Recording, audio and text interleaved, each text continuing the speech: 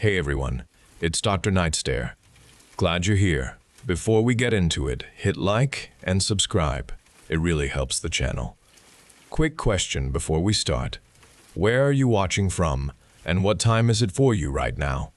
Alright, let's get settled. Get comfortable, let your body relax, and just take it easy.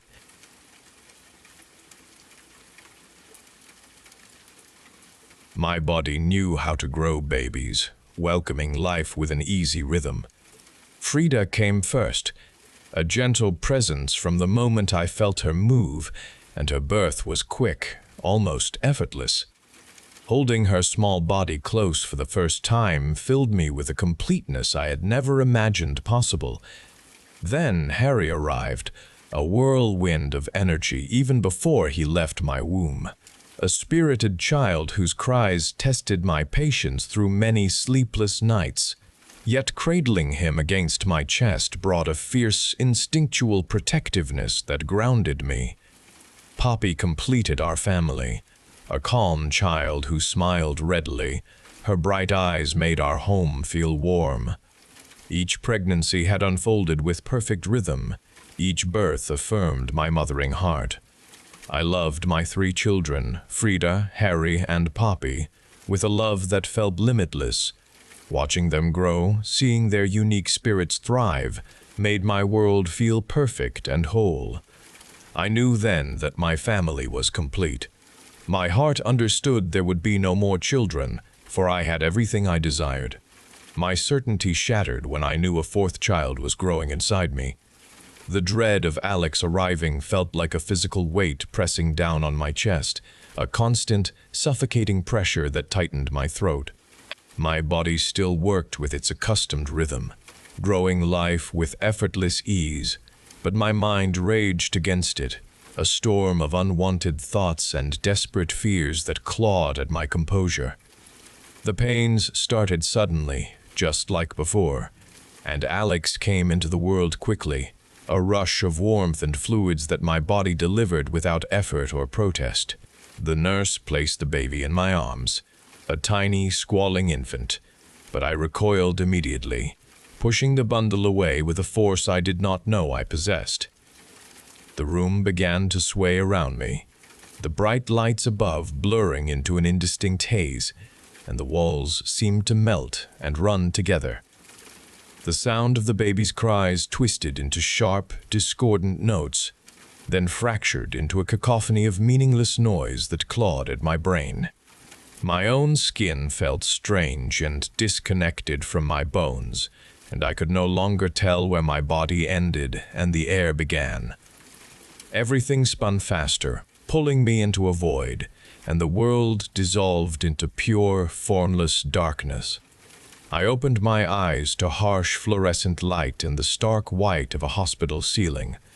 My body felt distant, a heavy weight I could not command. I tried to move my fingers, to shift my head, but nothing responded. Only my eyes moved, darting around the small room. Then I saw him, Michael, sitting beside my bed. His face showed the passage of 11 years. He looked older and tired, almost a stranger, but his hand reached for mine. His touch felt alien, yet offered some comfort, I remembered. He spoke my name, his voice thick with a grief I did not yet understand.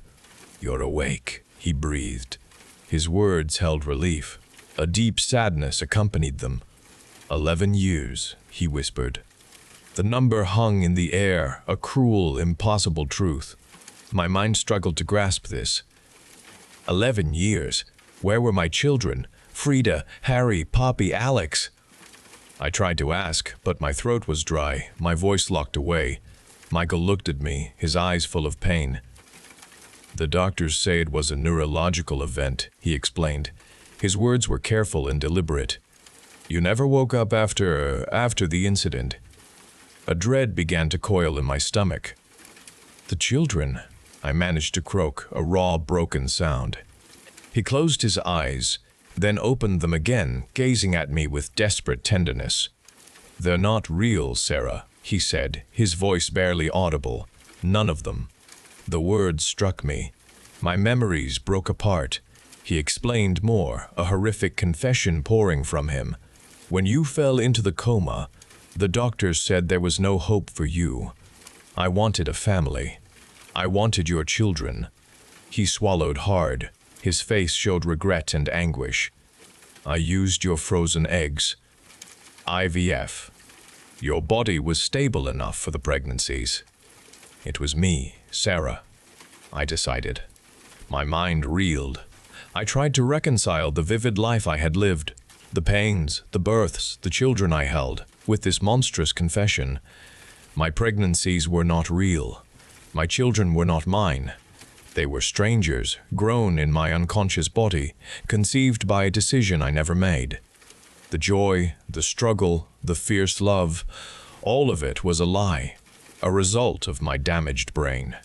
My babies, my Frida, Harry, Poppy, and Alex were ghosts. They were products of a stolen autonomy, a mother's greatest loss. This was a waking nightmare.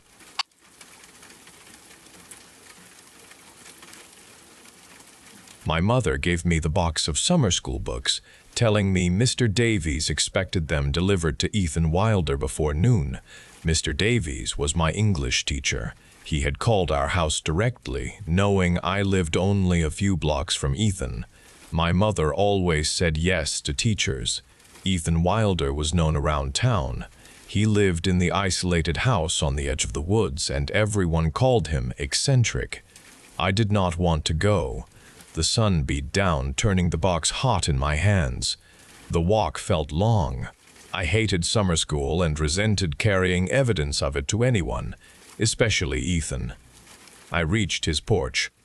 The paint on the house peeled in long strips. Weeds grew tall and tangled in the flower beds. I knocked on the door, then knocked again. The door creaked open. Ethan stood there, gaunt. His pale face had sunken eyes. A wide strip of gray duct tape covered his mouth. His hair was long and matted. He wore dirty jeans and a torn shirt. My hand tightened on the box. He stared at me for a moment, then his eyes darted to the books in my hands. He extended a bony hand and gripped my arm. His fingers felt cold. He pulled me into the house. I stumbled forward, dropping the books onto a worn rug. The door shut behind me with a solid thud. A terrible smell hit me. It was the smell of something rotten, something dead, and something else I could not place. The air felt thick and heavy. Ethan still gripped my arm, his eyes wide and fixed on my face. He tugged me deeper into the house, away from the doorway. My mind raced with confusion and alarm. Ethan pulled me forward, away from the doorway and into a large living room.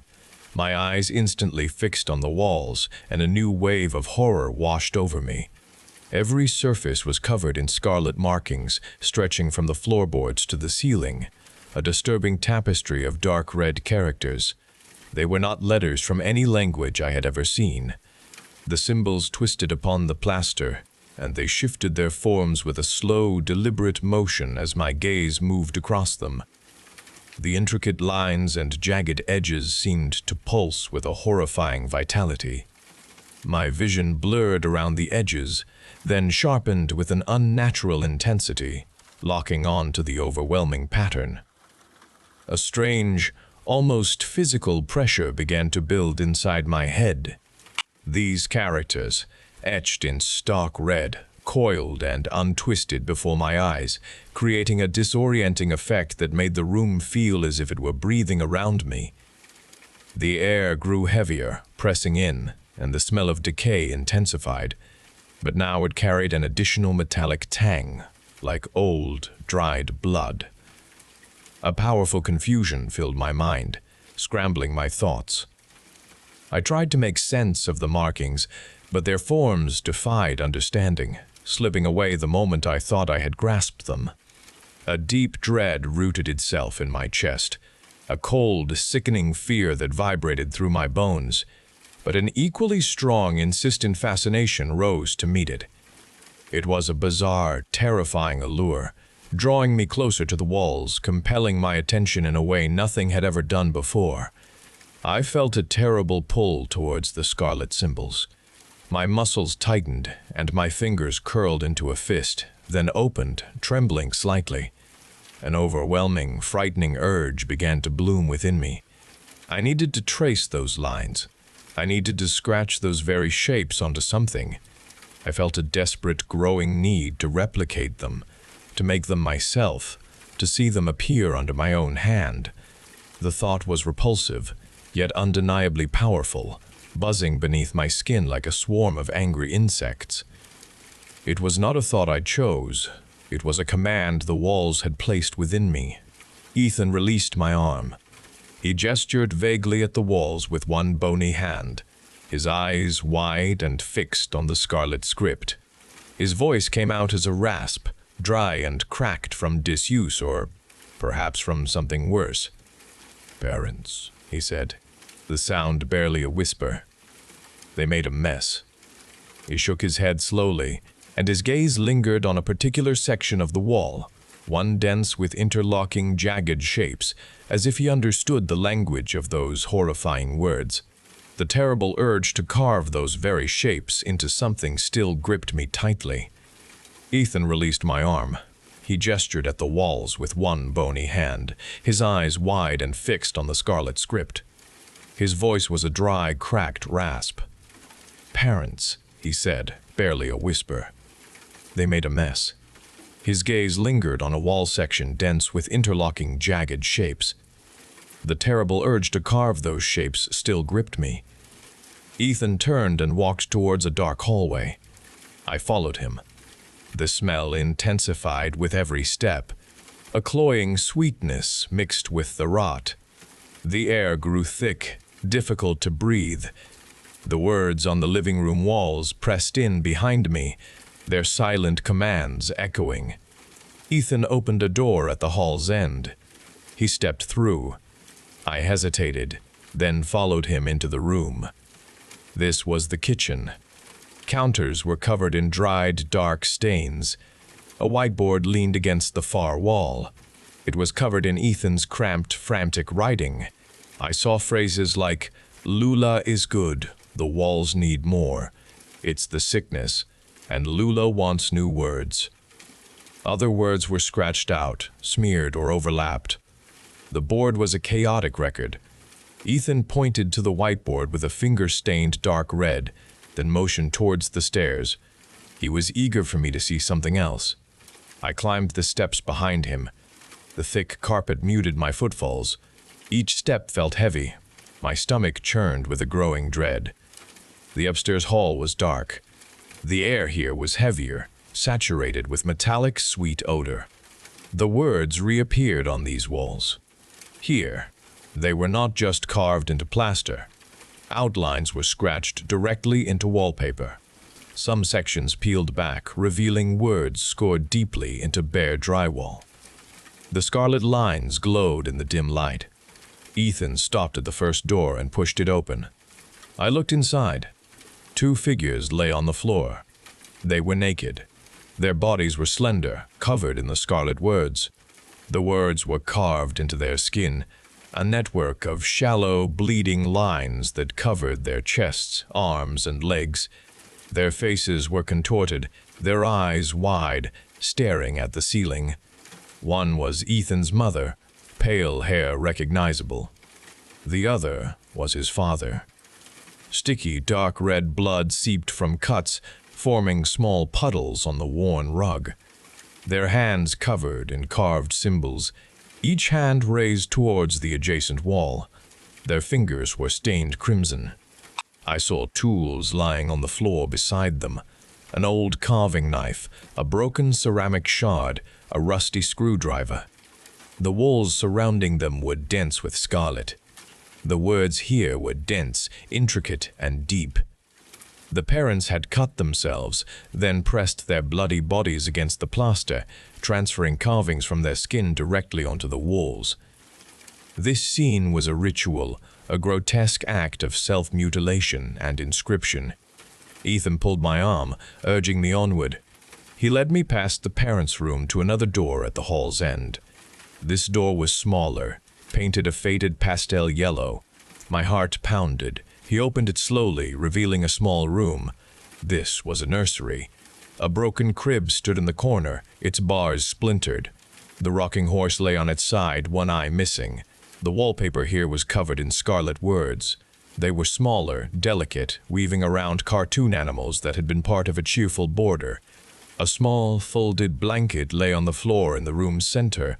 It was stained with dark red, the same color as the words. Ethan knelt and picked it up. He held it out to me. The blanket was soft yellow flannel, covered in more carved symbols. Crude symbols marked it. "Baby Lula," Ethan whispered, his voice cracked. "She had the sickness first." He dropped the blanket. It landed on the floor. The scarlet words on its fabric twitched in the oppressive air. The nursery walls pressed in, making the room feel small and wrong. The terrible urge within me to carve those shapes, to become part of the writing, had grown stronger. Luke staggered back from the blanket, away from Ethan and the overwhelming presence of Lula's words. The need to escape was an all-consuming fire in his gut. He turned blindly, shoving past Ethan, who stood motionless by the crib, his eyes still fixed on the floor. Luke stumbled out of the nursery and down the dark hallway, past the open door of the parents' room where the carved bodies lay. The metallic scent of blood clawed at his throat, and the scarlet words on the walls seemed to writhe, eager to pull him back. He pounded down the stairs, ignoring the twisting walls of the living room, the grotesque script pulsing and twisting.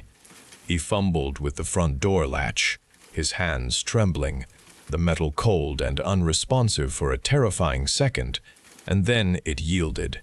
He yanked the door open and burst outside, gasping for air that felt thin and clean after the suffocating stench within. He ran. He did not look back at the peeling house, at the tangled weeds, or at the dark doorway. He just ran down the cracked pavement, his lungs burning, his legs pushing him further and further away from the nightmare behind him. He ran all the way home, past his own porch and straight into his bathroom. He ripped off his clothes, letting them fall in a heap, and stepped into the shower, turning the water on full blast. He scrubbed at his skin until it was red and raw, trying to wash away the cloying smell, the feel of the words, the memory of what he had seen. When he finally stepped out, dripping wet and shivering, he wrapped a towel around his waist. He looked at his arm, expecting to see only soap and water. But then he saw it. A distinct scarlet word was carved into the flesh of his left forearm. It was small, no larger than his thumb. The lines were thin, precise, and still fresh, not yet scabbed over. It was an impossible mark. He traced the symbol with a trembling finger. The skin around it felt hot and alive. It was one of Ethan's words, an incomprehensible glyph, now etched into his own body. The immediate terror of the house receded, but the word on his arm remained, a constant, burning reminder. He tried to ignore it, to forget, but the symbols on the wilder walls had done their work. The urgent need to replicate them, which had pulsed beneath his skin in Ethan's living room, began to return. It started subtly, a vague unease, a flickering image behind his eyes. Soon it grew into an irresistible craving, a physical ache that throbbed in his bones. He saw the patterns everywhere, in the cracks of the ceiling, in the grain of the wooden floorboards, in the tangled shapes of his own bed sheets. Each pattern was a whisper, a silent invitation to pick up a tool, any tool, and carve. He fought it. He squeezed his eyes shut and gripped his hands until his knuckles were white, but the compulsion was a living thing inside him, growing stronger with every passing minute. His own home, once a place of safety, began to twist. The familiar walls of his bedroom seemed to shift, imperceptibly at first, then with more certainty. He noticed a new door, small and dark, appearing in the corner of his closet, where there had only been a plain wall before. He knew it was a new structure. Then another, this one a pale yellow, appeared opposite his desk, its surface smooth and unblemished, yet inexplicable. These doors were silent, closed, and utterly wrong. He walked past them, touching their smooth surfaces, feeling a strange resonance, a connection to the horror he had witnessed. He knew, with a terrible certainty, that they led nowhere good. The house was changing. His mind was changing. The words had taken root, and now they were growing. He felt the cold touch of a carving tool in his mind, and a familiar, faint scent of old blood began to drift through his own once clean air. He lifted his marked arm, looking at the symbol that now defined him. The wall sickness had spread. It lived within him now, urging him to write.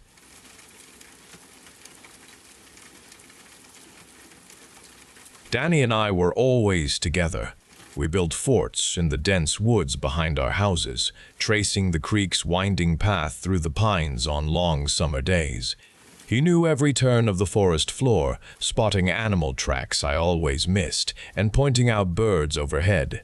His laughter rang out, a clear sound that always made me smile. We shared all our deepest secrets under the bright moon.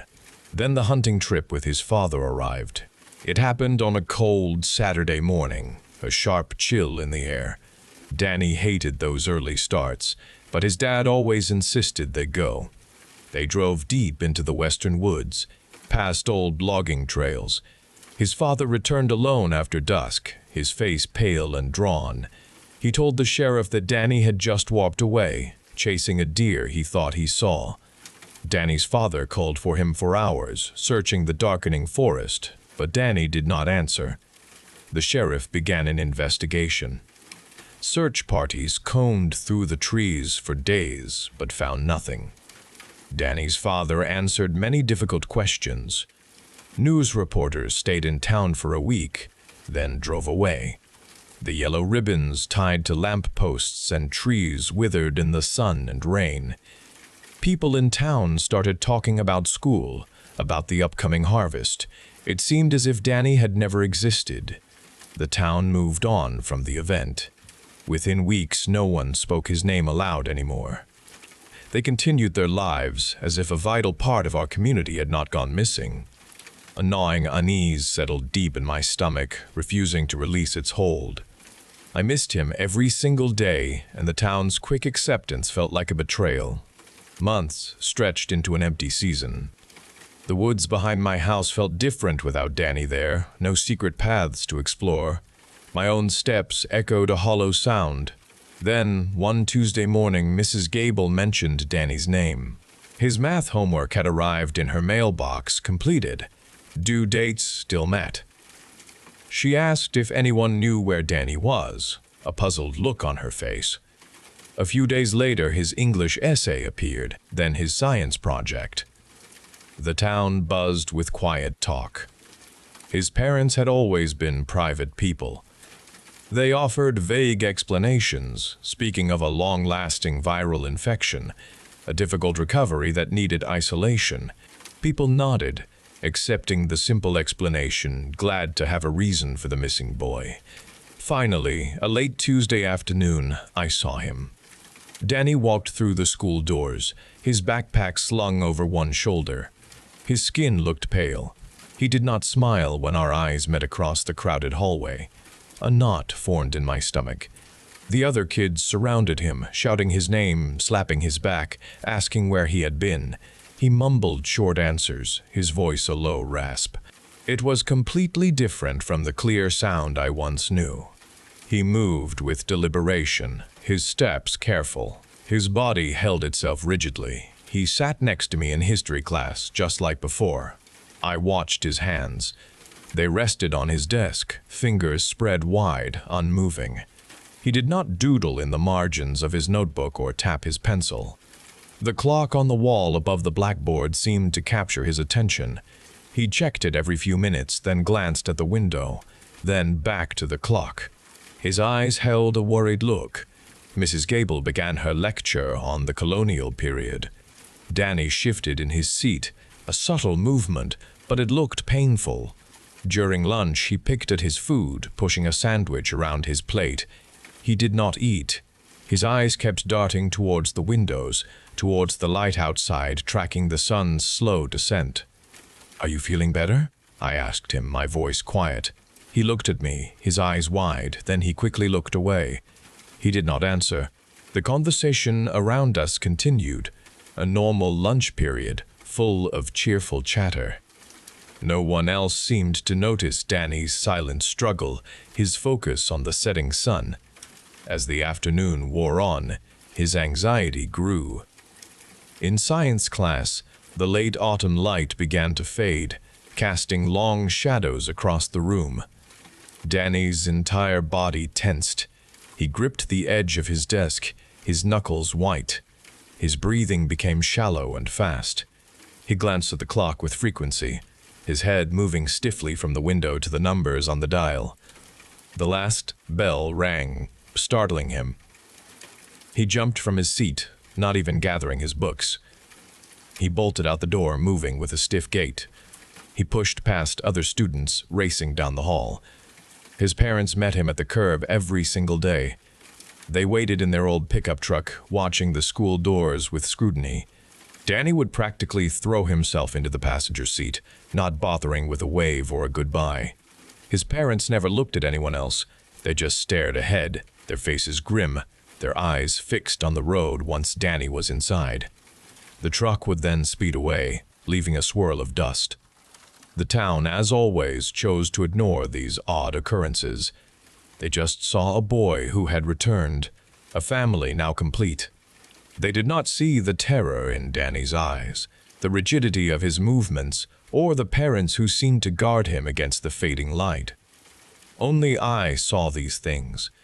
The gnawing unease from his disappearance had returned, now laced with fear. The sun dipped low, painting the western sky in stark oranges and purples as the old pickup truck pulled away from the school. I watched it disappear down the road, the dust settling slowly. My unease had grown into a cold certainty, a desperate need for answers. Danny was not himself. His parents guarded a terrible secret, and I knew it. I could not just let it go. Instead of walking the usual path home, I veered off, cutting through Mr. Henderson's overgrown field. The shortcut brought me out a few blocks from Danny's house. Their property stood back from the road, surrounded by tall, dark pines. I approached with caution, my steps quiet on the gravel driveway. The last sliver of sunlight had almost vanished from the sky. I saw the truck parked outside the back door of their house. His parents emerged, one on each side of Danny. They pulled him from the cab with urgent, rough movements. Danny did not walk. His body was a rigid column, his arms hanging stiff at his sides. His head lolled forward onto his chest.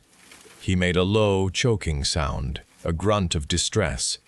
They half carried, half dragged him towards the door, his feet scraping on the ground. They moved with a desperate urgency, glancing at the darkening sky, their faces etched with a visible terror I had never seen on them before.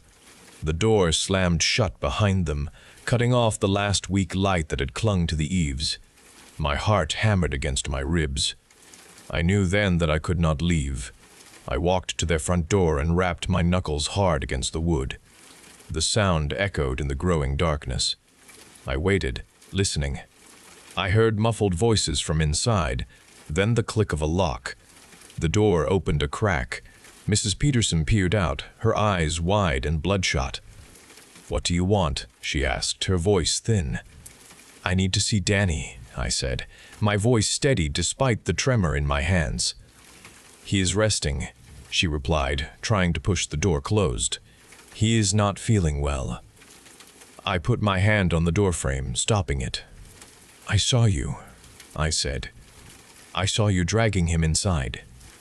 Her face hardened. Mr. Peterson appeared behind her, his posture stiff, his eyes avoiding mine. "You need to go home," he commanded, his voice deep and stern. I pushed the door open, stepping inside. The small living room was dark, the curtains drawn tight. A chill filled the air, not the cold of outside, but a deeper, stagnant cold. "Where is he?" I demanded.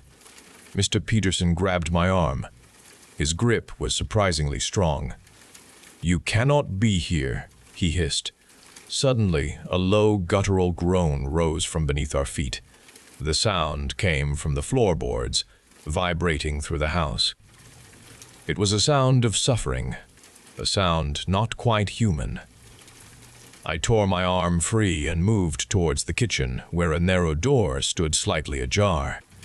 I knew it led to the basement. "Danny!" I called out.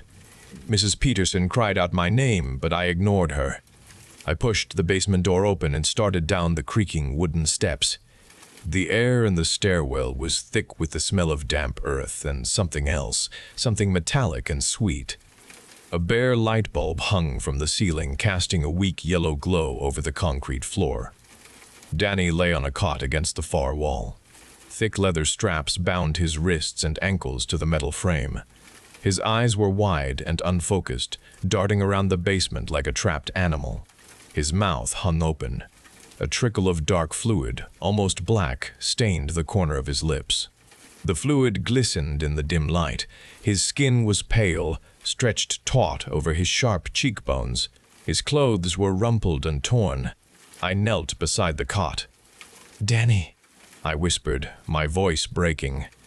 His parents descended the stairs behind me. Their faces were defeated.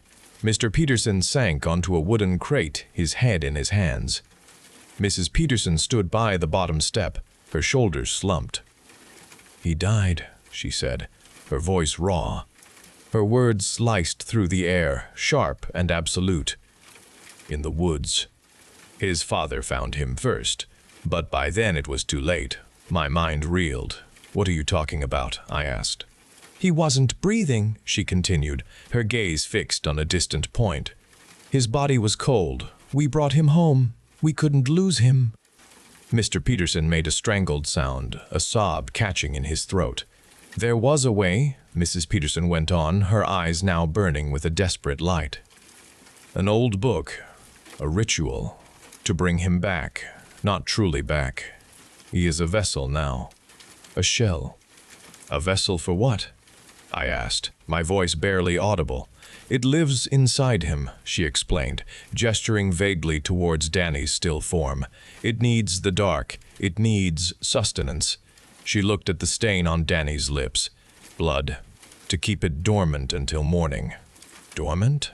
I repeated, the word chilling me. "It transforms," Mr. Peterson said, his voice flat, devoid of emotion. He looked up, his eyes meeting mine. "At sundown, every night, he becomes something else. Something monstrous." As he spoke, the light bulb above us flickered once, then died, plunging the basement into near total darkness. A single beam of moonlight cut through a small, grimy window high on the wall. The last trace of daylight had finally vanished. Danny began to stir on the cot. A low groan rumbled deep in his chest. His body tensed, the leather straps groaning under the sudden strain. His skin, already pale, began to darken, taking on a gray, mottled appearance. His fingers twitched, then curled, growing thicker, wider. The nails elongated, becoming rough, pointed shards. I watched in horrified fascination as his skin started to crack. Thin fissures appeared across his face, spreading down his neck and arms. The cracks deepened, revealing a strange, fibrous material beneath, a dark, woody substance. It looked like bark. His eyes rolled back, showing only whites. His jaw unhinged, dropping open to an impossible angle. A long, black tongue, rough and corrugated, lolled from his mouth. A branch-like protrusion erupted from his shoulder, tearing through his shirt with a sharp rip. Another pushed through his ribs, splintering bone and flesh. His limbs thickened, twisting into grotesque, knotty shapes. His legs buckled, bones audibly cracking and reforming, turning into thick, gnarled roots that strained against the leather bindings. The transformation was slow, agonizing, yet relentless. Splinters of wood burst from his growing mass. The air filled with the scent of fresh sap and dark earth. Danny's human form was consumed, replaced by a monstrous arboreal creature, its gnarled body straining against the cot, its eyes now glowing with a malevolent green light. The thing that had been Danny was gone. Only the wood remained. The creature on the cot thrashed, its newly formed root-like limbs straining and tearing at the leather straps. Its green eyes locked onto mine, a primal hunger blazing within their depths. A guttural screech, ancient and terrible, ripped from its gaping, bark-lined maw. My loyalty to Danny, to my friend, surged through the horror, blinding me to the danger. I could not leave him bound. I scanned the dim basement. A rusty utility knife lay on a nearby workbench. I snatched it. Danny's parents watched me, their faces mirroring a mixture of terror and despair. They made no move to stop me. With trembling hands, I approached the cot. The creature lunged, its gnarled fingers tearing at the air inches from my face. I recoiled, but then steeled myself. I saw a thick strap binding its left ankle. I plunged the knife down, sawing frantically at the hardened leather. The strap snapped with a loud crack. The creature's freed leg kicked out, splintering the cot's frame. It ripped its other limbs free with astonishing force, tearing through the remaining restraints. The leather pieces flew across the basement. The monstrous form stood, unfolding to a height far greater than Danny's, its woody limbs reaching towards the low ceiling. It moved with a sickening crunch of shifting bark and reforming wood. It let out another piercing shriek. Mr. Peterson moved then, no longer defeated. His eyes held a terrible purpose. He stumbled towards a dark corner of the basement, grabbing 2 red gasoline cans. The metallic clang echoed. Mrs. Peterson stood frozen for a moment. Then she began to help him. They moved with a practiced, desperate choreography. They uncapped the cans. The sharp, acrid scent of gasoline filled the air, mingling with the earthy smell of sap. They began to douse the concrete floor, splashing the liquid over the cot, over the walls, coating everything in its volatile sheen. The creature roared, a sound that shook the very foundation of the house. It lunged towards them, a blur of dark wood and glowing green eyes. I saw its gnarled hand connect with Mr. Peterson's shoulder. He cried out, falling backward, but he still clutched one of the gasoline cans. Mrs. Peterson screamed, throwing the second can down. It skittered across the floor, sloshing its contents. "Run!" Mr. Peterson screamed at me, his voice a desperate rasp. "Get out! Now!" Mrs. Peterson reached into her pocket. Her hand emerged with a small silver lighter. Her face was grim, her eyes fixed on the monstrous thing that had once been her son. She flicked it open. The tiny flame flared to life, a stark point of orange against the dark. The creature was almost upon them, its branches reaching. Its roar echoed. I did not think. I bolted. I scrambled up the wooden basement stairs, my lungs burning, my legs pumping. The gasoline fumes were overwhelming. Behind me, I heard a terrible wet crunch, then a defiant, piercing scream from Mrs. Peterson. I reached the kitchen door. My hand closed on the doorknob. I wrenched it open. A sudden, whooshing roar erupted from below. The entire basement exploded in a blinding flash of orange light. The heat slammed into my back, shoving me forward. The house groaned around me. The kitchen floor buckled. I stumbled out of the house, not even closing the door behind me. I ran without looking back, my ears ringing with the sound of the inferno, the crackling flames, and the echoing, dying screams of Danny's parents.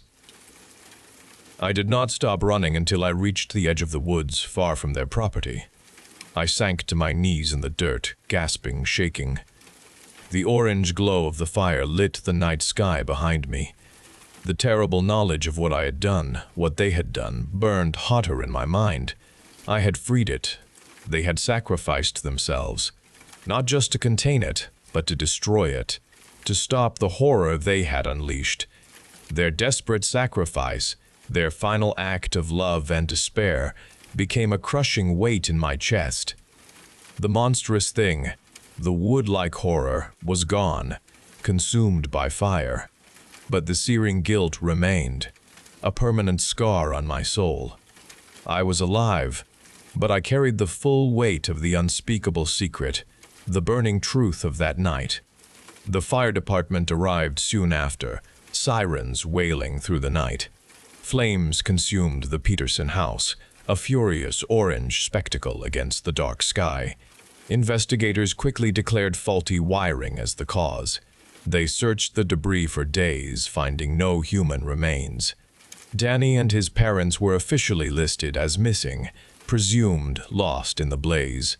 The town mourned briefly, accepting the tragic accident. No one questioned the simple explanation. I watched the investigations from a distance. The truth burned in my mind, but I offered no answers. My throat closed. The horrifying knowledge felt too immense to utter. I carried the unspeakable secret, a heavy, constant burden. My shoulders hunched with the unseen weight every waking moment, every difficult breath. I saw the empty space where the Peterson house once stood, now just a charred foundation, and the crushing secret grew. Night brought no peace. My house offered little comfort. I began to hear it, almost immediately. A soft, dry tapping against my bedroom window began each night. The sound came from the side of the house where no large trees grew. It was irregular, persistent. Sometimes it was a single, gentle rap, then a pause, then another. Other nights it became a rhythmic scrape, like something dragging wood across the glass.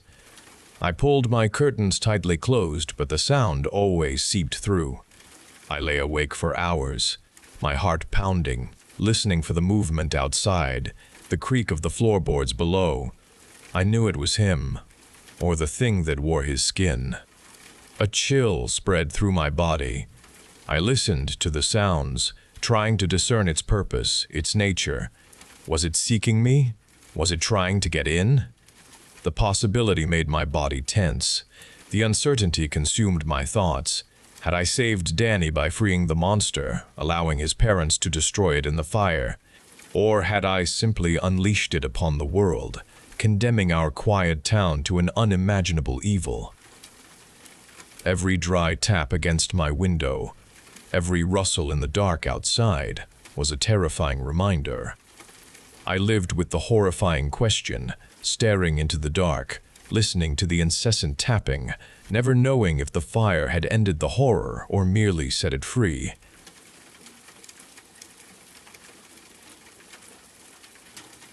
You need to understand this now. I am being hunted, and there is no escape for me. I feel its presence everywhere, a constant pressure just beyond my sight. Each shadow holds a threat, and every unexpected sound makes my heart leap into my throat.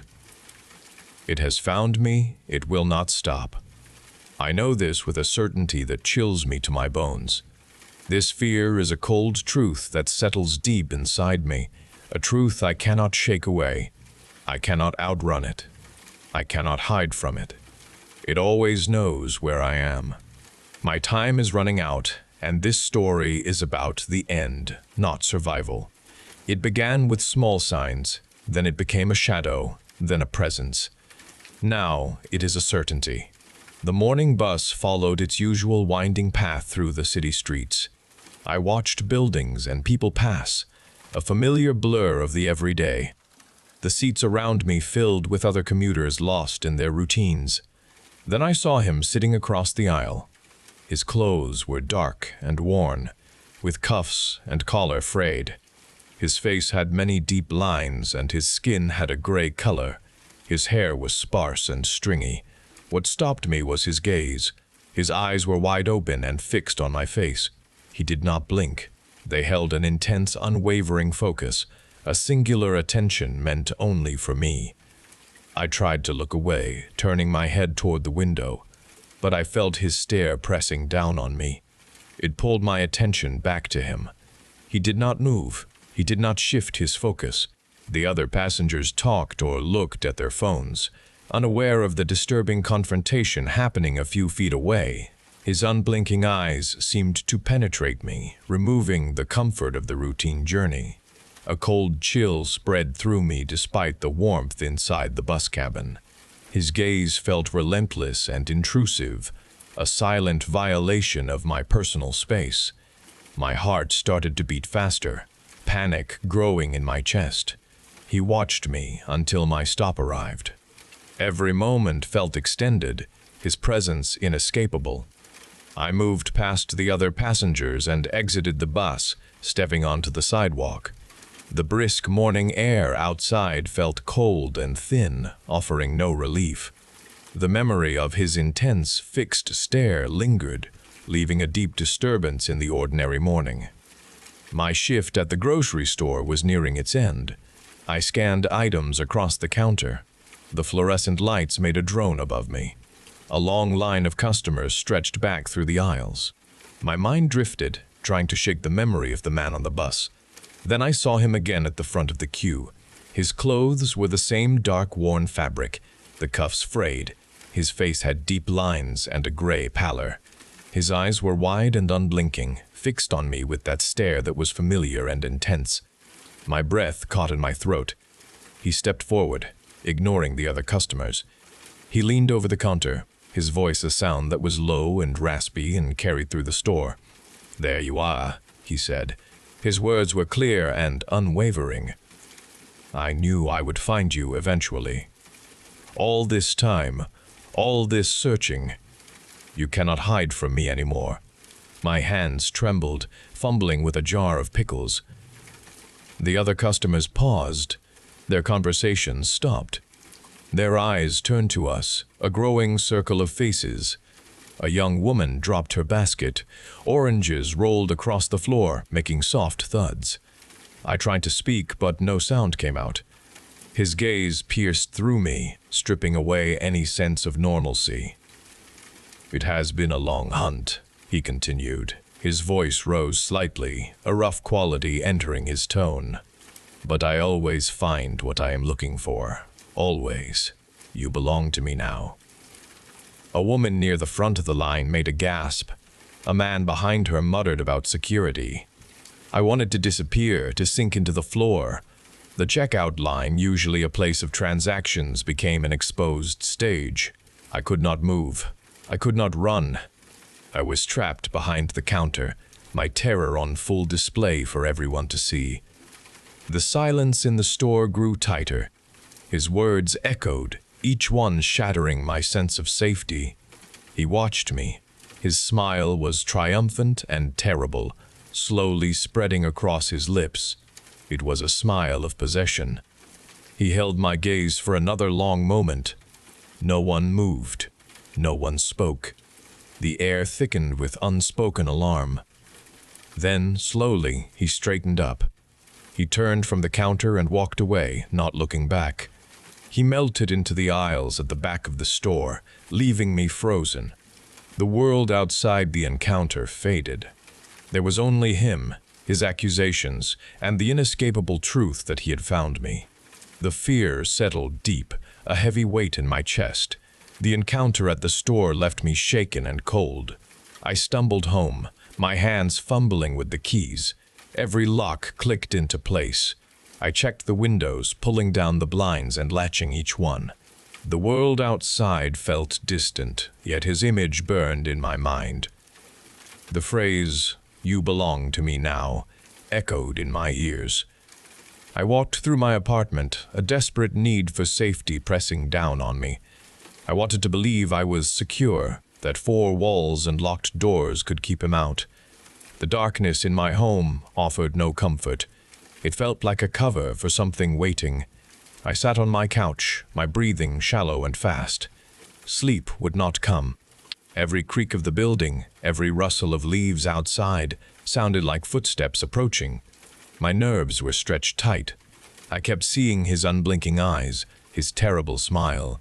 The air in my apartment grew cold. a creeping chill that had nothing to do with the weather. Then I heard it. A whisper, just at the edge of hearing, seemed to drift from the bedroom. My heart stopped. It was not a sound from outside. It was a voice, a dry, raspy voice. It said my name. I froze on the couch, unable to move. A new kind of terror took hold, far worse than the fear on the bus or in the store. This was my home, my private space. I stood slowly, my legs feeling weak. I walked to the bedroom door, each step a struggle. The darkness inside the room seemed deeper than before. Then the whisper came again, clear now, from the corner by my bed. You belong to me now. The words filled the room. The same voice I heard at the checkout. He was here. He had been waiting. There was no escape.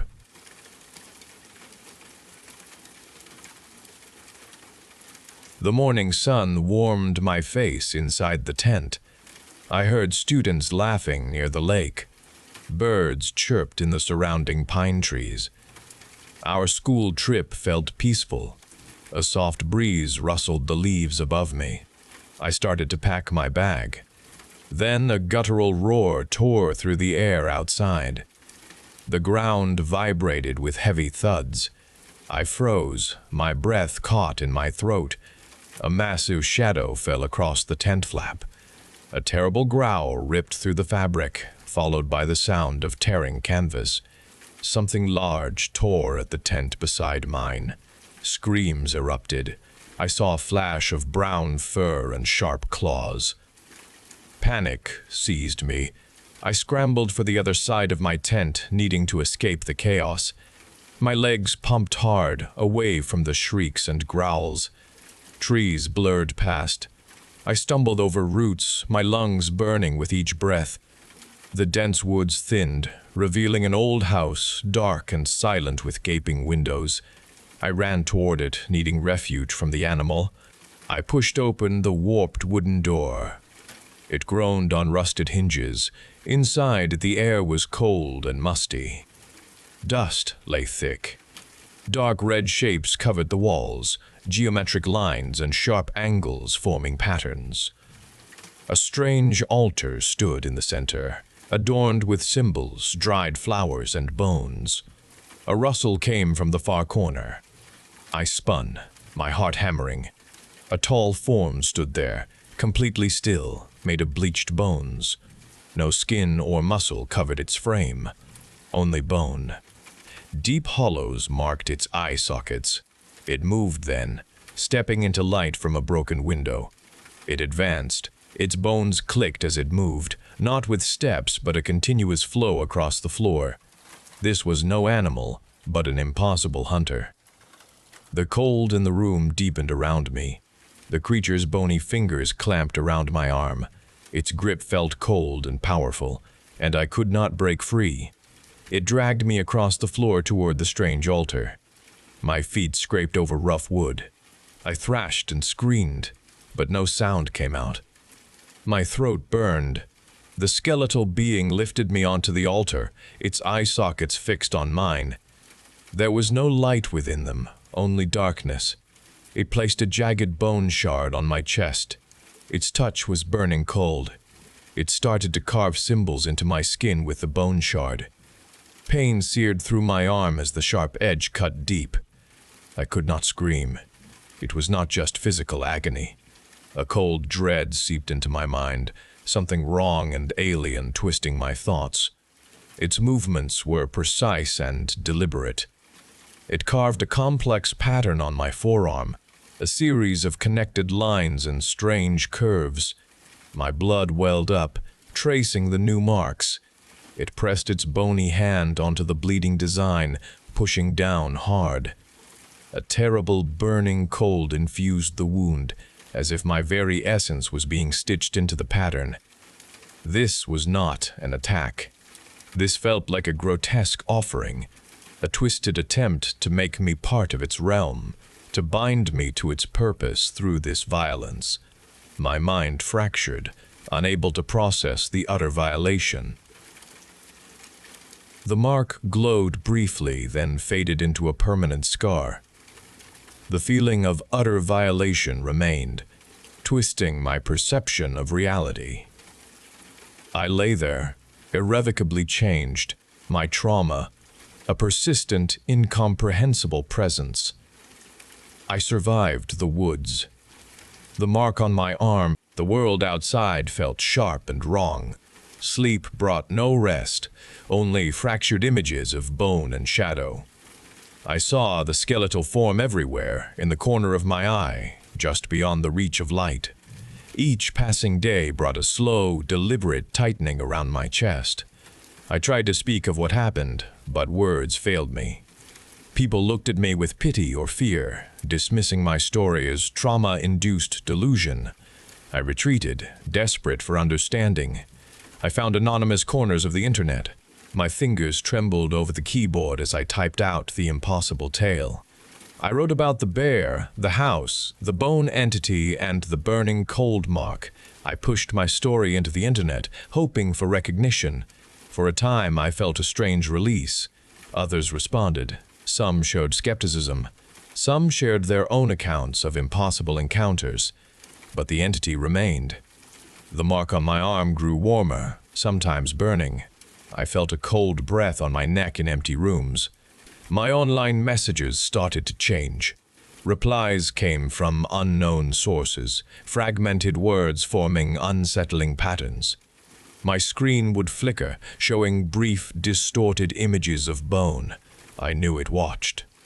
It had never released me. It had only expanded its presence. The torment intensified. My mind grew weary from the constant pressure, the pervasive cold. I could not escape its presence. Every waking moment was a struggle against the invisible hunter.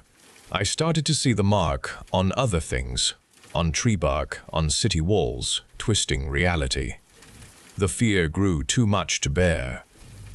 One night, I wrote my final message, a desperate plea for anyone reading to understand. I described the mark, the lingering chill, the endless pursuit. Then I made my choice, seeking an end to the unbearable cycle. My story remained online, a digital record of my suffering. My last post, detailing the entity's lingering hold, gained traction. Others started to talk about the strange symbols appearing around their cities. People shared images, their phones capturing fleeting glimpses of skeletal figures in the periphery. A few even claimed to feel the burning cold mark on their own skin, though no physical trace existed. The horror had not died with me. My desperate plea had instead given the entity a new opportunity. The entity had found new individuals to observe, new people to influence. The mark, a silent, chilling inheritance, continued to spread its inexplicable truth, leaving a persistent, unresolved mystery in its wake.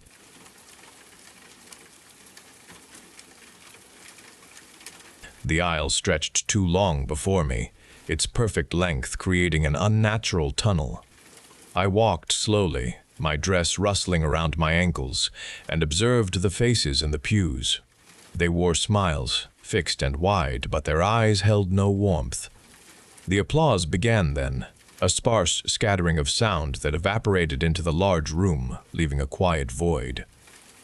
Victor stood waiting, his posture straight, a bright grin on his face. His eyes, though, held a flat expression, a deep disconnect from the joy his mouth projected. He reached for my hand, his grip firm, a practiced gesture. Everything felt rehearsed, like a scene performed many times before, each movement precise. The entire moment was beautiful, yet it lacked a true beat. This flawless picture seemed to cover something else, an unnervingly artificial event from its very start. The reception hall sparkled with lights and music. I moved through the room, Victor's hand a constant presence on my lower back. I tried to engage with guests, catching snippets of conversation. A woman spoke of her trip to Italy, then immediately discussed the weather forecast. Her words held no connection. Another guest described a childhood memory abruptly shifting to a detailed explanation of their current job. The topics changed too fast, and the words did not connect. People spoke at each other, not with each other. I found Clara, my maid of honor, near the cake table. Her usual vibrant complexion was gone. Her skin was pale. Her eyes darted around the room, fixed on no object. She held her bouquet too tightly, crushing the delicate petals. I asked her if she felt well. Her response was a single, mumbled word I could not understand, and then she turned away. "Is something wrong?" I whispered to Victor, my unease growing. His head snapped toward me, his smile fixed. "No, darling, everything is perfect. The best day."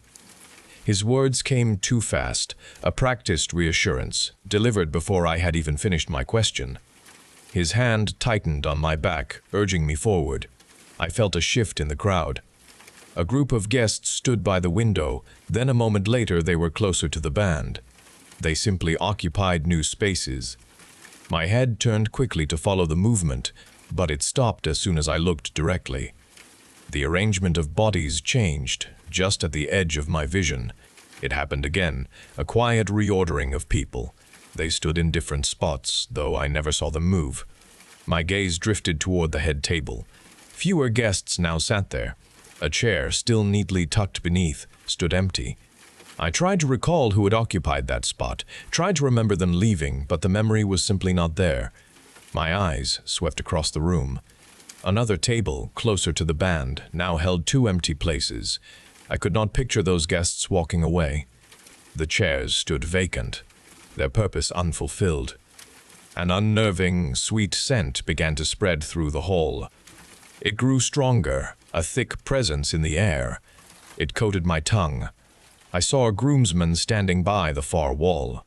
He stood still, his gaze fixed on nothing in particular across the room. His eyes held a vacant look. He wore a crisp charcoal suit. I watched him for a moment, my attention drawn to his stillness among the moving crowd. The music played on around him, yet he remained motionless.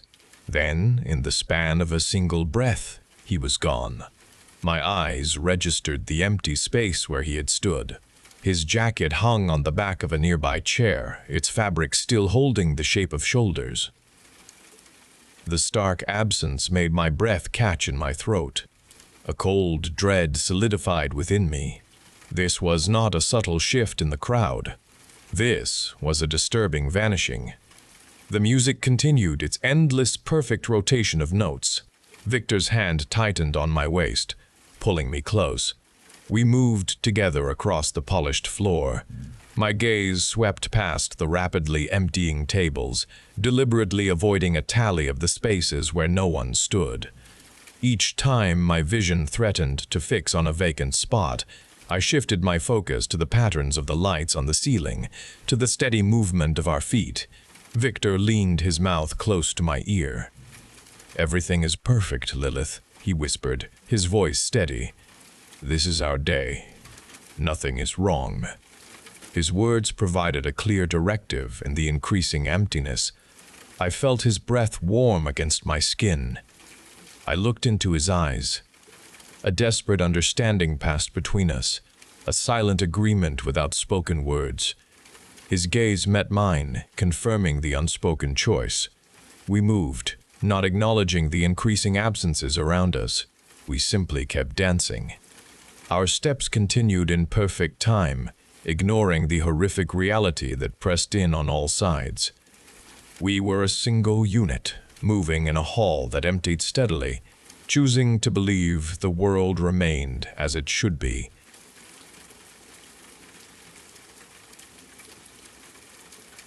The mountain storm lashed at us, tearing through our inadequate jackets. Rain plastered our hair and the wind bit into exposed skin. We had been walking for hours, our phones dead, the last signal vanishing miles ago. Each step felt heavier on the muddy path, and cold seeped into our clothes. We saw no road or any human sign, just endless rain-swept trees. Then, through a break in the downpour, Mark pointed toward something. A dark shape emerged from the swirling gray mist ahead. It was an old house, leaning to one side, its broken windows showing dark interiors. Desperate hope arose within our exhausted group. We scrambled towards it, pushing through overgrown bushes and a broken gate. The front door stood open on rusty hinges. We pushed it wider and stumbled inside, shaking off water and cold. The air felt stale but dry, a welcome change from the storm outside. An absolute quietness filled the space. No sound came from any direction. It was a complete absence of expected noise. We were dry, sheltered from the elements, but the quiet was unlike anything we had ever experienced. We scattered through the first floor, exploring the vacant rooms. Mark found a door at the back of what seemed to be a dining room. He pulled on its tarnished handle, but the door did not move. He pushed it, then he pressed his ear against the aged wood, but no sound came through the thick panel. He noticed a narrow crack running along the frame, where the wood had warped over time. He bent down and peered into the darkness within. He drew a sharp breath. "What is it?" Maya asked, her voice hushed. Mark straightened up, his eyes wide. "It is red," he said simply. "Completely red inside." We gathered around, a common curiosity drawing us forward. Mark stepped aside, allowing each of us a turn. I bent down, placing my eye close to the crack. The view was startling. Every surface beyond the door was a deep crimson. There was no shape, no shadow, just an unbroken expanse of red. The color filled the space, intense and unyielding, absorbing any light that might have entered. It gave the impression of infinite depth, a solid block of color behind the obstacle. What could that be? Sarah asked, her brow deeply furrowed. Liam peered in next. "Perhaps it is a dark room for photography," he suggested, though he sounded uncertain. "Someone might have painted everything inside that strange color." Maya took her turn, placing her eye to the crack. She drew back slowly, her head tilted, and her voice held a new uncertainty. "It is just red," she confirmed, stating the obvious with a tremor. "It is probably just very old, red wallpaper that had faded," I said, attempting to sound logical. "Or thick curtains, red in color, pressed right up against the door." The red was deep and complete. The others nodded, clinging to those rationalizations. A dark room seemed the only comfortable explanation for the unsettling view. We stood there, staring at the old, stuck door, the crimson color behind it, a strange puzzle in the unsettling quiet of the house. The storm broke, sunlight piercing ragged clouds. We emerged from the ancient house into the chilled air. We followed an overgrown track until a plume of smoke rose in the distance, a sign of human life. We reached a town, spotting a diner with a flickering open sign. The warmth inside enveloped us, a contrast to the biting mountain air. The aroma of frying bacon and hot coffee filled the space. We slid into a worn booth. A woman with kind eyes placed menus before us. We ordered everything, savoring hot food. The past hour's stress began to melt away. Laughter, low and soft, returned to our group, a sound alien after the house's oppressive quiet. Mark leaned back, a satisfied sigh escaping him. "That house was something else, right?" he said. "Especially that weird red room. I still cannot figure out what that was all about." His words, spoken casually, cut through the diner's gentle murmur. Cutlery stopped clinking. Voices died in mid-sentence. The waitress, refilling coffee at the counter, froze, her hand gripping the pot, coffee still running into an empty mug. The diner owner, thick mustache by the grill, slowly turned, his spatula clattering softly onto the griddle. Every person in the room looked at us, faces devoid of color, eyes wide and fixed. The owner slowly approached our table, his heavy work boots thudding on the tiled floor. He wiped his hands on a clean towel, his gaze fixed on Mark. His eyes, usually crinkled with good humor, now held an unsettling sadness. "The old house?" the owner asked, his voice a low rumble. "Up the mountain path? The one with the broken gate?" Mark nodded, sensing the shift in atmosphere. "Yes, that is the one," he confirmed. "We sheltered there during the storm." The owner looked at each of us, his gaze lingering. "People around here, they have stories about that house," he began, his voice dropping to a whisper.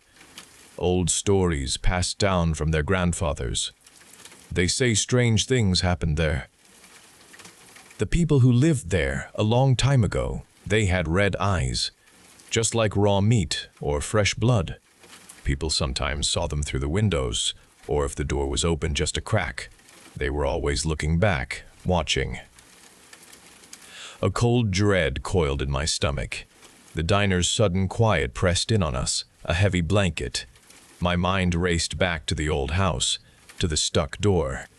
I remembered peering through the narrow crack, seeing that complete crimson. The owner's words crushed our comfortable rationalizations. That intense red, a color unyielding in its depth, was a massive eye, and there was only one. It had been looking back at me. It had watched each of us, one after the other, as we bent down, placing our own eyes to that narrow opening. We had peered into its gaze. It had peered into ours. Its crimson stared back from the other side, silent and unwavering, watching us with ancient patience, a patience that held horror. The terrifying implication of our discovery solidified into a sickening certainty. Something lived behind that door, something with a massive, blood-red eye, and it knew we had been there.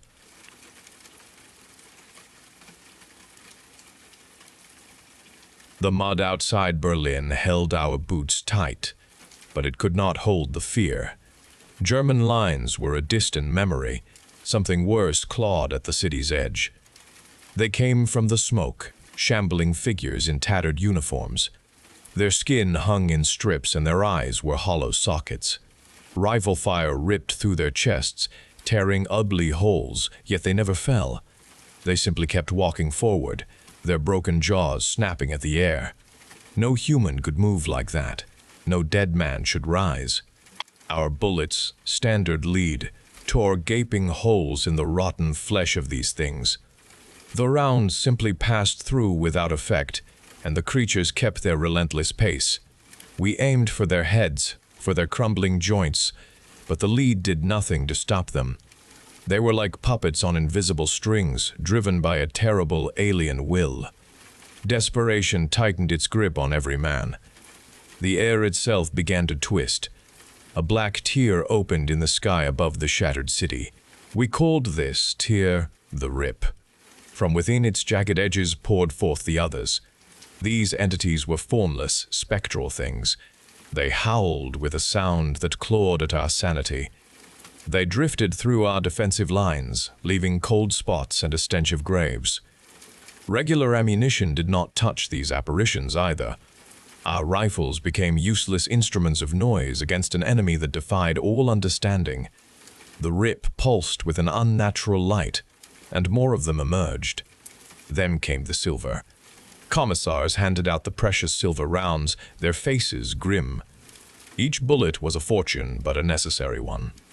We loaded the silver into our magazines, our hands shaking from the cold and the fear. The next wave of shambling dead came, their numbers vast and endless. We fired, and this time the silver rounds tore into them, burning. The puppeted corpses shrieked a dry, rattling sound as the metal seared their rotted forms. They convulsed, and then they finally fell, not to rise again. The spectral things were harder to hit. They darted and weaved, but a direct strike from a silver round made them scream a sound of pure agony. The hit parts of their forms shimmered and then dissipated, but the rest remained.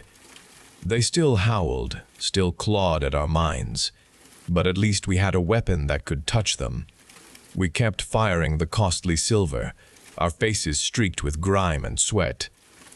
The battle raged on without end. The fallen abominations rebuilt themselves if left untended. New corpses rose from the ruined earth, and more spectral horrors poured from the Rip. The war for Berlin had become a nightmare. This new reality was a cold, unending horror. The spectral things shrieked when our silver rounds tore into them. Parts of their forms dissipated into a misty vapor.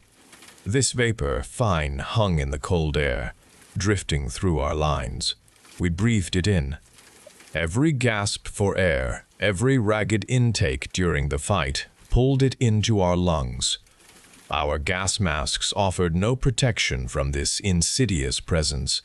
The filters could not catch the corrupted air. A slow sickness began in us. It started with a persistent cough that rasped in our throats. A burning sensation settled in our chests. Our energy drained away, leaving us weary.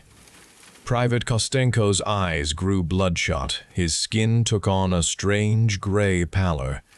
He whispered that his insides. We saw the changes in each other's faces. Our cheeks became hollow, our lips cracked. Major Ivanov developed dark purple bruises on his forearms. They spread slowly, darkening his skin. He called himself poisoned. The corruption ate at us from within. Sergeant Grigori began to tremble. His teeth became loose in his gums. He could not hold his rifle steady. We knew what was happening. We were contaminated. The whispered truth moved through the ranks. A terrible secret passed between men huddling in the mud. Commanders walked past the ailing men. They kept their gaze fixed on the enemy lines. No one spoke of our internal decay in official reports. We were just soldiers fighting a war. But we were something else, too. We were dead men walking, condemned by the air we breathed. Our doom was not in the bullet or the spectral claw. It was already inside us. I scratched my pen across the thin paper, the words spilling onto the page for Katerin. My hand shook with an internal tremor as I wrote. I told her to go north, far away from this place where the corruption spread, knowing it was already too late for me. I confessed I would not come home to her. A terrible ache spread through my chest as I pictured her face, her warm smile, understanding I would never see her again. My warning was a desperate plea for her life, a final act of love before my own end. The bugle sounded for the dawn assault. Men stirred from their shallow holes. Their gaunt faces showed the gray pallor of the dying in the dim light. We all shared a terrible knowledge, a silent understanding. Our lungs burned with the vapor. Our blood was tainted from within. We were dead men walking, marching towards a city of the dead. There was no escape from the doom already inside us. We picked up our rifles, the heavy silver rounds weighing down our pouches, and began to move. I folded the letter with care, holding it close to my uniform. Commissar Yetsov appeared beside me, his boots making no sound on the mud. His cold gaze scanned my face. He extended a hand without a word. My heart hammered against my ribs as he took the letter from my grasp. He did not open it. He tucked it into his tunic pocket. Hope left me then, a final weight settling in my chest. My last message, my desperate warning, would never reach her. The order came to advance. We moved forward into the smoke-filled ruins, each step heavy, each breath burning in our lungs. The spectral howls carried on the wind, growing louder as we approached the shattered buildings. The shambling things waited for us within the ruins. We knew our end was coming. We knew the air would finish us. The city stood before us, promising our inevitable doom, and we marched towards it as condemned men.